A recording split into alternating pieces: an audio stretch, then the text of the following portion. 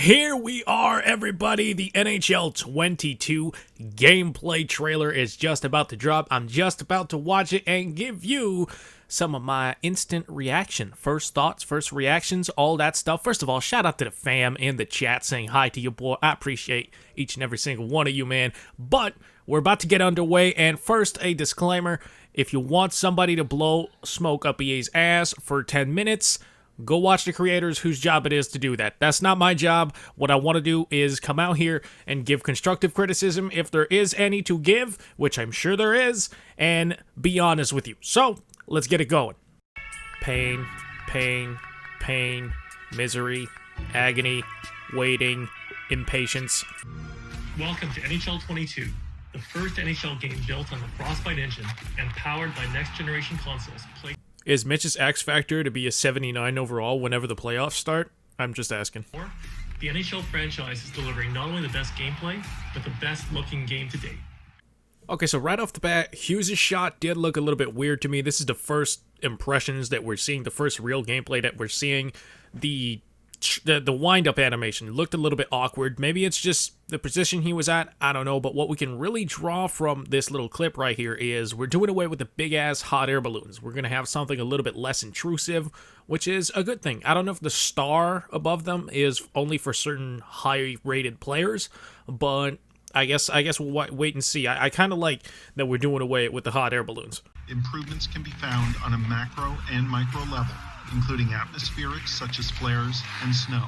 We've upgraded facial animations and likeness, even so far as to enhance the detail in eye movement and facial expressions that react to the changing environment and events around them.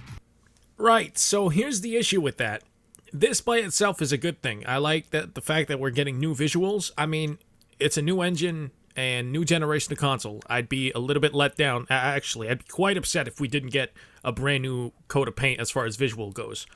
The issue I have with the whole atmospheric thing being different is all of the sounds from gameplay that you hear in this trailer have been the exact same for very long. You hear some shot sounds that I kid you not, I remember from NHL 06. Okay, it's one of my favorite games of all time. I remember that game very clearly, and some of those shot sounds are still in the game. We need a sound overhaul if you actually want to change the atmosphere with this game. This also includes micro details on uniforms, higher resolution ice, and 3D ice spray that interacts with the environment and can even spray on the camera during replays. Lastly, the physically based dynamic lighting system powered by the Frostbite engine unifies all elements within the game. Now, materials like cloth, visors, and helmets react realistically to light. Metal shines like metal. Glass reflects the game in real time, and ice glitters depending on the amount of stress caused by the action on the ice. Okay, that's not bad. There's a lot of okay, if you go to replay mode and zoom in real close, you're going to see a difference, and I don't know how much of an impact that's going to make on my gaming experience for 95% of the time that I'm playing it, but I mean, I guess it's cool. Like I said, new coat of paint, of course, it's going to look better graphically. We get it. Okay, show us some gameplay now. With all these upgrades, NHL 22 makes every rink look and feel like the real deal. Okay, I'm going to nitpick here, and I understand that this is not a major issue, but I'm just saying, they always say how each building feels authentic, and yet the ice surface always seems to be lit in the exact same way. They change the mapping on the reflections for the lights, but the ice itself is lit pretty much the same way in every building, and one of the main differences that you can feel that gives each arena its character is the lighting. San Jose's lighting is vastly different from Montreal's, and we don't see that in the game, and from this, it seems like, again, it's just the reflections that change, but the lighting is pretty much the same.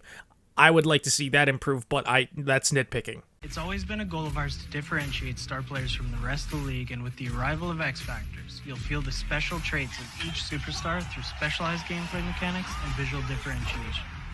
Okay, finally, gameplay, here we are. Now, first off, I just want to say, if we are actually getting a shot X Factor that makes our shots even more deadly, oh man, those crossbody shots are going to be broken as hell, and it might sound hypocritical, but my ASHL character is going to have that attribute. Like, I don't care, I'm a sniper, that's what I do.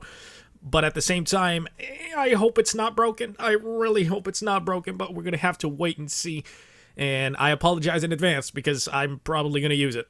So whether it's Matthew's patent toe drag wrister, Seth Jones' uncanny ability to intercept pucks. Okay, so this right here is both a good and a worrying thing to me, and let me explain. It's a good thing because it seems like we want to be giving defensemen tools on intercepting pucks. The reason why I say it's worrying is because I've seen 2K walk down this same road with their badges, and I don't want EA NHL to walk down the same road. People always compare the two games, and I'm going to do it right here.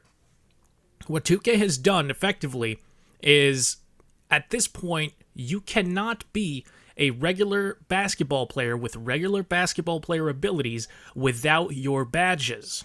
Okay, what I'm worried about here is that this is going to become an excuse for why pucks are getting through 3 defenders across the crease, because they're going to say, oh, well, you didn't have the whatever badge this is called. You didn't have that. So that's why pucks are getting through. No.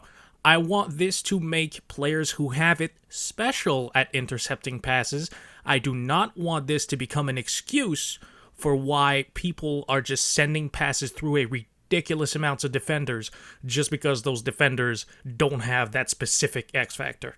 We are now doing more with the stick physics to realistically simulate stick-on-stick and stick-on-body collisions. The end results are more accurately represented puck battles on both offense and defense. For instance, attacking players are now able to protect against a defender's stick and drive to the net with force. More outcomes are dictated by proper body positioning, which decides whether stick interactions get driven through or lead to penalty calls. Okay, this is actually really good. I've been critical so far, and I understand, but this right here is promising because this is going to help everybody. This is going to help smart offensive players who know how to protect a puck become more effective at powering through poor defenders, and this is also going to reduce the amount of tripping penalties when you're just lightly tapping someone's knee. If that happens, they're going to push them away, okay? Your stick's just going to get pushed away by an offensive player. So it's going to help both offensive players who know what they're doing and defensive players who make very slight mistakes. Now, I want defenders to be penalized for poorly timed poke checks, but the thing is, when the shaft of your stick hits the thigh of the player you're defending, it shouldn't be a tripping penalty.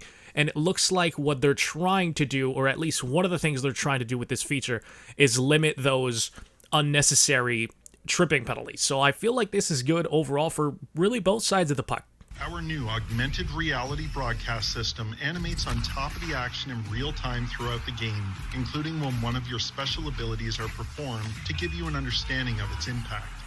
Okay, this feature is next to pointless. I'm just going to quickly run through it because this is not going to affect a lot of people. Okay, every hardcore player is just going to turn that shit off like a weekend. Okay, it's not important. It's not going to help you perform better.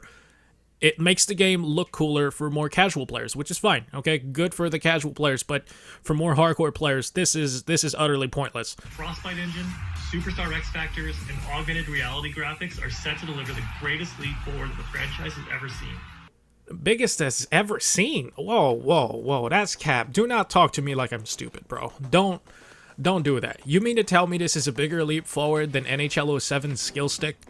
Or NHL 2004's franchise mode, or NHL 13's new skating engine? No way. No shot.